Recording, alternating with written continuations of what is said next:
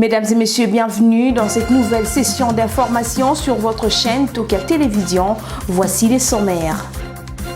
Un seul titre au sommaire de cette édition: au séjour aux États-Unis en marge du sommet Afrique-Amérique, le président de la République démocratique du Congo, Félix Antoine Tshisekedi Tshilombo, a été reçu à la Maison-Blanche par le président américain Joe Biden.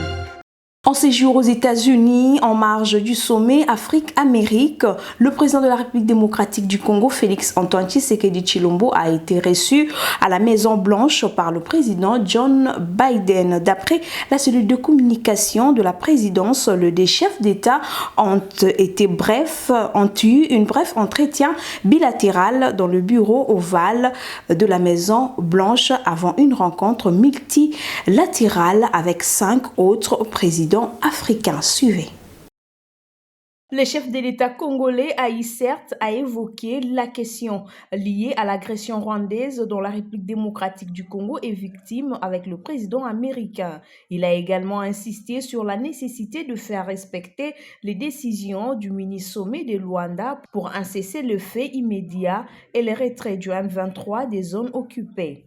Félix Tshisekedi et John Biden ont aussi parlé de l'exploitation et la transformation de matières premières stratégiques en Afrique et en RDC en particulier. Le président de la République démocratique du Congo serait de retour ce jeudi. Félix Tshisekedi a écourté son séjour pour raisons humanitaires après ces drames qui a frappé la ville-province de Kinshasa. Le président de la République démocratique du Congo, Félix Antoine Tshisekedi Tshilombo, a présidé hier une réunion avec quelques ministres présents à Washington et certains membres de son cabinet au sujet des inondations qui ont frappé Kinshasa le mardi 13 décembre 2022 suite aux pluies diluviennes de la nuit du lundi au mardi. Suivez ce reportage.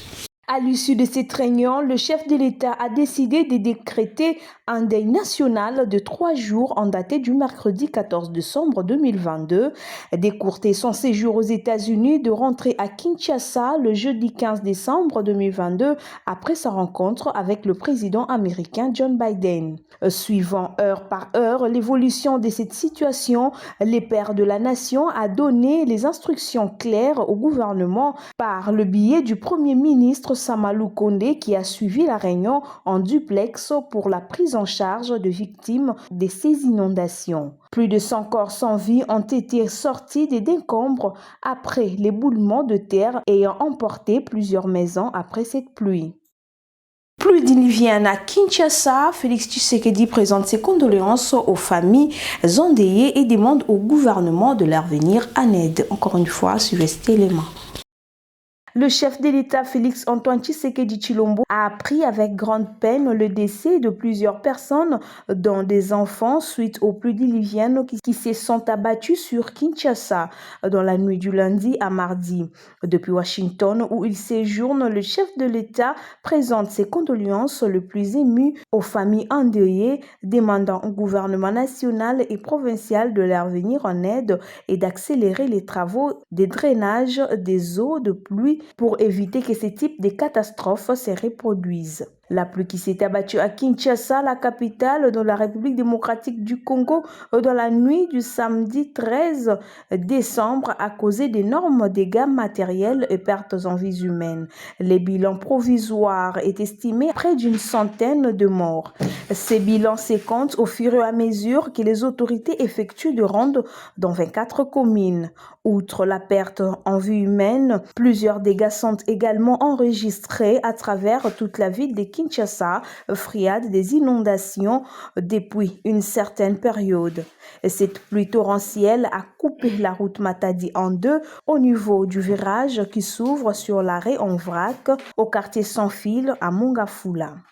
Toujours dans le même chapitre, drame survenu à Kinshasa après la pluie torrentielle causant pertes en vies humaines et érosion sur la route de Matadi nationale numéro 1. Le Premier ministre Jean-Michel Sama Lukonde annonce les débuts des travaux de réhabilitation et des mesures idoines en faveur de familles victimes.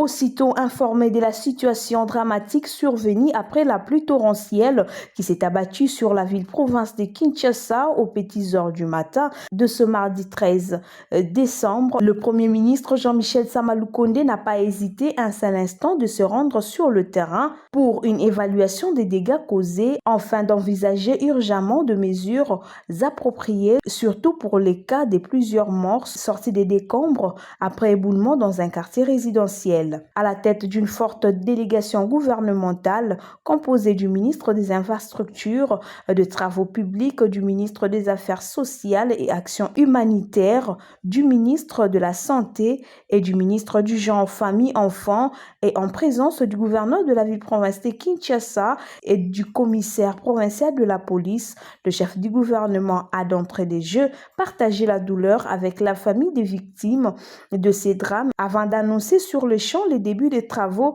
de réemblement et de réhabilitation de la route nationale numéro 1 menant vers Matadi, coupée en deux dans sa partie comprise entre le quartier Matadi-Mayo et Mitende dans la commune de Mongafula. Et signalons qu'après l'étape Mongafula, le Premier ministre Jean-Michel Sama-Lukonde s'est rendu dans d'autres coins de la ville de Kinshasa où l'on signale également les dégâts matériels importants et des pertes en vies humaines dues entre autres aux inondations et à l'électrocution. Dans un communiqué officiel signé le 13 décembre 2022 par le gouverneur de la ville-province de Kinshasa, Jontini Ngobila Mbaka, l'exécutif provincial déplore les dégâts matériels importants et pertes en vies humaines causées par la pluie diluvienne qui s'est abattue ce mardi 13 décembre dans la ville-province de Kinshasa. Le gouverneur de la ville présente ses condoléances aux familles ayant subi les conséquences néfastes de cette catastrophe. Suivez. Cet énième drame nous invite à une prise de conscience collective sur l'impérieuse nécessité de respecter les règles urbanistiques en s'abstenant de construire sur les sites dits non aedificandi, de jeter des immondices dans les rivières et dans des caniveaux sans le rôle et de faciliter notamment l'évacuation de ces eaux de pluie et non de recevoir les ordures, les constructions anarchiques sur les ouvrages d'évacuation d'eau sur les lits de rivières doivent absolument cesser, a indiqué Jontini Ngobila Mbaka. Les bilans provisoires fait état de plus de 100 personnes mortes, dont la majorité serait de communes de Ngaliema et de Mongafula. Le gouvernement national a assuré la prise en charge des funéraires. La pluie torrentielle du mardi 14 décembre, on en parle encore dans ces journaux ayant causé mort d'hommes et plusieurs dégâts matériels. Le président de l'Assemblée provinciale de Kinshasa, Godempoyi, n'a pas tardé de réagir et donner quelques pistes de solutions pour éviter les pires dans l'avenir. Suivez. Je brin avec toute la famille éprouvée à la suite de la pluie de ces jours. Dans ces contextes, réchauffement climatique, source de pluie diluvienne, il faut démolir sans règlement de compte aucun les constructions anarchiques. La ville n'est pas sans les cutus du gouvernement central et avoir un budget important pour l'assainissement, a réagi le président de l'Assemblée nationale devant d'énormes dégâts humains et matériels qu'en cause cette pluie diluvienne.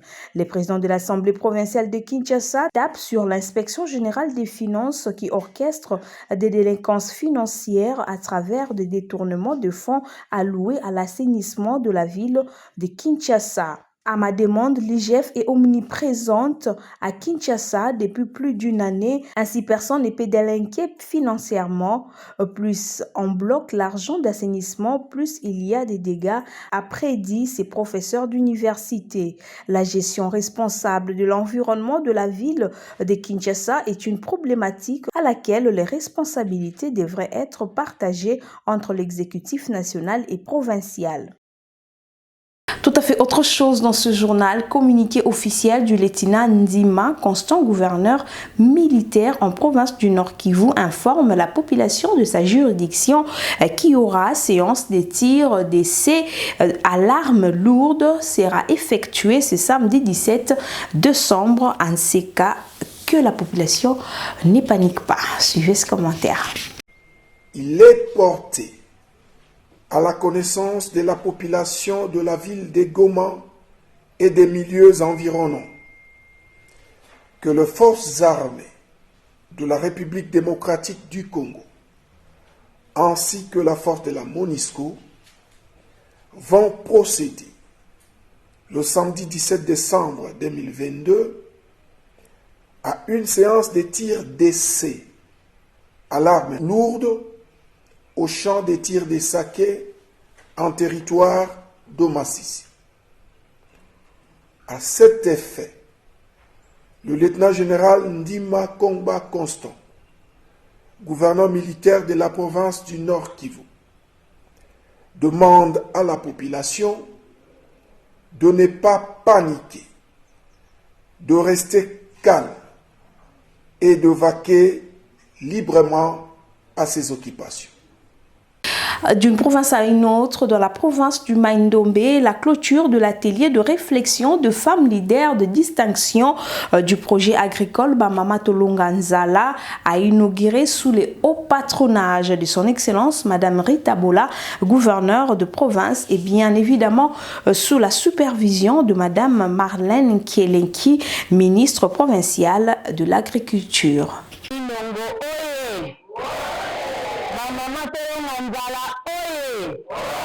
À Inongo, chef-lieu du Mai-Ndombe, clôture ce mardi de l'atelier de réflexion organisé pour la formation des 40 femmes leaders des associations par la ministre provinciale de l'Agriculture, Madame Marlène Nkelike. La deuxième phase va consister à la mise en place des résolutions retenues lors de ces assises de 2 jours. Très satisfaite, les participantes s'expriment. Son Excellence, Madame Gouverneur, Madame Rita Bola, nous vous remercions pour ces partenariats que vous voulez signer avec nous. Vous ne serez jamais déçus. Pérenniser cette action, c'est notre obligation. Excellence Madame le Gouverneur, votre accord marque de l'intérêt que vous accordez à la vision du chef de l'État sur l'autonomisation de la femme et la priorisation de l'agriculture. À cet effet, nous remercions le chef de l'État, garant de la nation sur plusieurs conventions nationales, régionales, internationales, relatives à la promotion, à la protection et à la prévention de la femme dont la RDC est signataire. Maman ministre Nandenge Goyeka réunion oyo kukolwa tukapele bandi lozaki na biselongo eloko na nga naza kosenga kaka tokende nango ntina suka po ete tobuka mbuma na ministère na yo etali makambo ya kolona na yango tokosenga vraiment implication no mingi ezala penza makasi po ete bamama basala misala na bango malamu komona ona babilanga ya bamama ekopesa bamama esengo mingi na yango wana napesi yo kaka merci et puis na mama Rita Bola oyo andimaki projet oyo ya bamama Tolonga Nzala atuka Nzambe apesa ye lisusu bomoi molai azala na biso elongo mpe tokontinue kotravaille na baprojet oyo ekoya mbala ya nsima ya ebele kati na ministère na yo ya agriculture. Merci beaucoup. À son tour, la patronne de l'agriculture, représentante spéciale de Madame le Gouverneur, son Excellence Rita Bola, n'a pas manqué les mots. Biso nyonso nde tozali tokoma capable ya lutter contre la faim. Ezabo été. Alors tozoko espérer na mateya oyo nyonso bamama tozwi awa nesika oyo mwasi nyonso akokoma autonome na vie quotidienne na ye. Topesi mama mokonzi merci ebele parce que ce qui était tolinai tokutana lelo te. Ces projets agricoles en pleine matérialisation s'étendra dans tous les 8 territoires qui composent la province du Mai-Ndombe.